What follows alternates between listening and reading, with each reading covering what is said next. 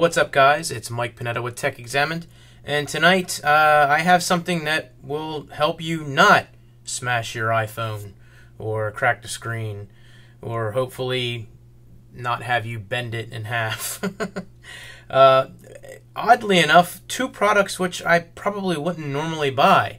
I am not a huge fan of Visible Shield's products, and Apple cases, in my opinion, tend to be more flash and what Apple wants to put out there may not necessarily be something that I would use. However, I don't have any cases yet from manufacturers, and I really want to put a screen protector on this phone more than anything. Now, I know that sounds kind of stupid because I do have Apple Care, but I would like it to stay looking nice. And as of right now, I do believe I have it looking fairly nice, but I do want to put a screen shield on it and just talk a little bit about the cases that Apple has introduced with the phone, or I should say has released with the phone this week. So, surprisingly, I'm pretty impressed with it. This one here is the leather one, and they did a very good job designing this, in my opinion, as far as a minimal style case would go. And they do have a nice inside here, nice and soft to protect the phone, going all the way around. And you do have a little bit of lay on the table on this, which I do find pretty comforting. Of course, ultimately, I would like to have a screen protector on this to kind of complete it. So that's what we're going to do tonight. I'm going to show you guys just what it looks like with it on, and I'll obviously videotape me doing it because we all know how good I can be with screen protectors. But so far, the leather has held up pretty well. I have seen people put this through the ringer and it not turn out so well. So it'll be real interesting to see how it holds up over the coming weeks. Darker color, obviously, will hide the dirt a little bit better. Now, this is the silicone case. Until I actually got my hands on it, Danny Winget for Super Scientific, or Mr. Super Scientific on Twitter, he goes by Danny on his channel, had the silicone case in his possession the morning of. I did not pick one up. As you can see, I did eventually pick one up at a different store. And oddly enough, I'm pretty impressed with this. Now, you get the idea of a silicone case and you think, oh, something that's extremely flimsy. Now, this is a little bit flimsy. However, it has the nice touch inside, again, the felt lining to protect it, and a very nice silicone feel to it. Now, obviously, being a lighter color, who knows how clean it will stay, how durable it is. Two dirt marks and pretty much anything else, scratches, wear outs and stuff like that. But I wanted to go with a little different color. I think it looks good. The only thing you obviously are still worried about is your bottom of your phone there when it comes to that. But overall, I think it feels like a premium silicone, if that's even possible.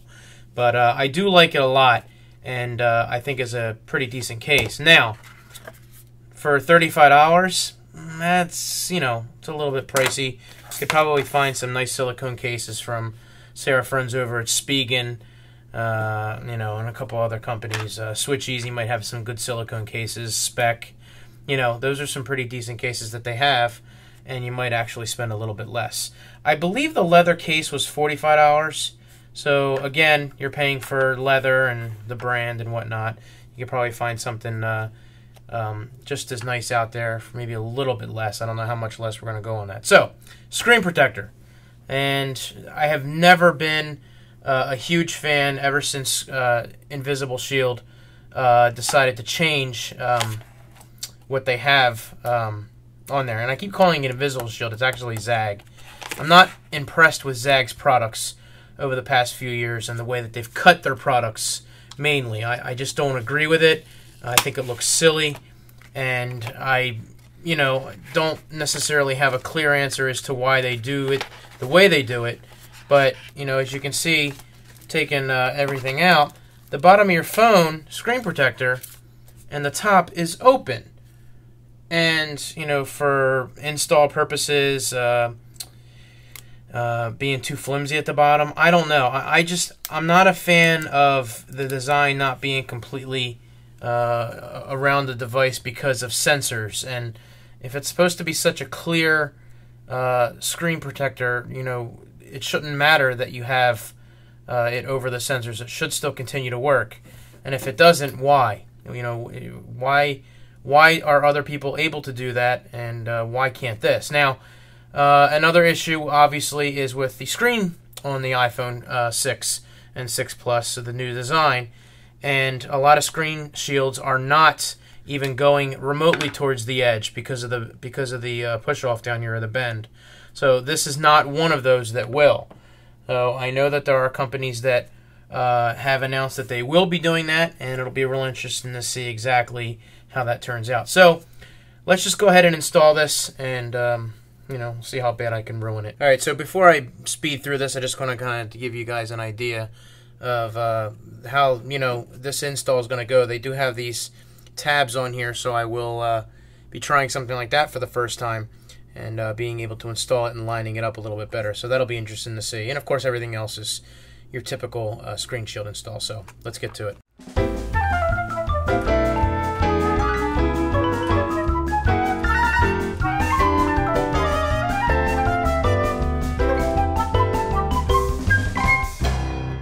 Okay, so I installed it, and right off the bat I've got a really big piece in the middle there, which is going to drive me absolutely batty. So you guys can see that right there. I don't know if I should pull this up and get a piece of tape or try to work it out, but I definitely know that's going to drive me nuts, and I really thought I had the screen completely cleaned off. And I'm not sure what the deal is with the corners here, but they don't seem to be sitting down very well. And I thought I had it pretty well lined up on that. That's going to drive me absolutely batty. I need to get some tape, because if I don't get that out of there, it's just going to, you know, my OCD is just going to go through the roof. So let's see if we can't save that. See if that's actually on the screen. It's on the screen. Yeah, and I've actually peeled it off already, so let's go ahead and try this a little different way here.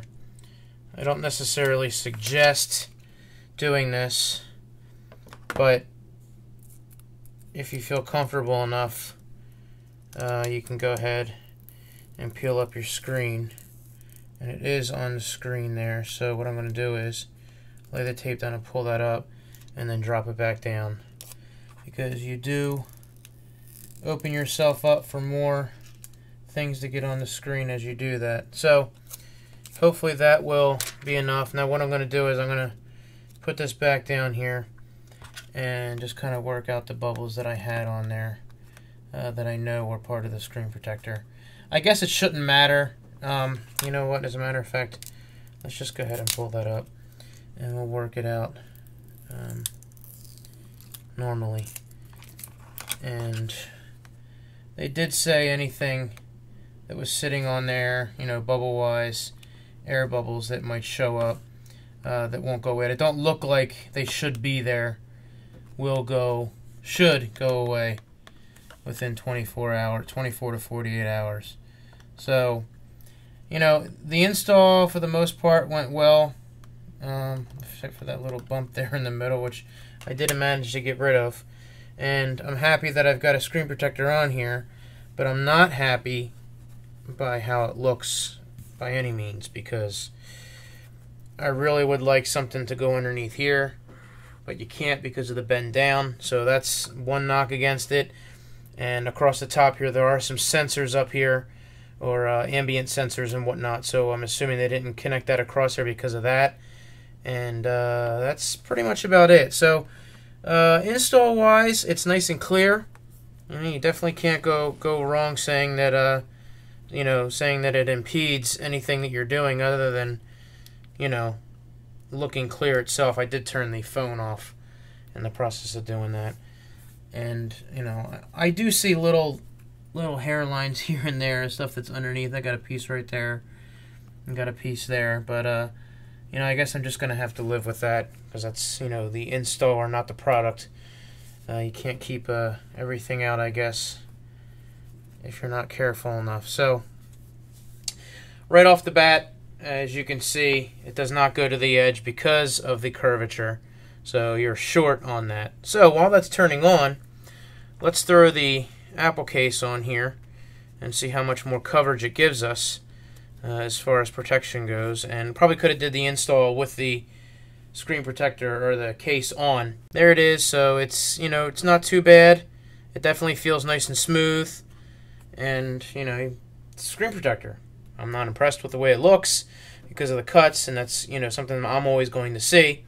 But for now, the phone's protected until I can get something that looks better. So I believe this was $39, $29, $39. I'll put the price down below if it's something that you want to look for, and if it's something that you like from Zagg, and I'll let you guys know. You know, it's got a shatter protection 3 times.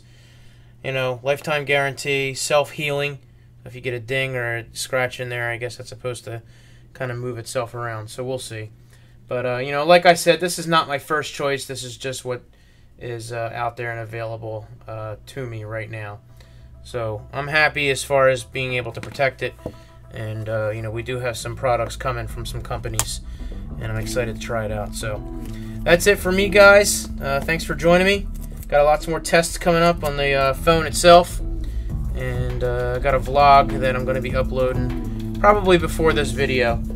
And you will have already seen it, of the iPhone weekend down in Tennessee with Geeky Nerd Dad and a couple other YouTubers. So, guys, thank you very much for joining me. You have a good one, and I'll talk to you later.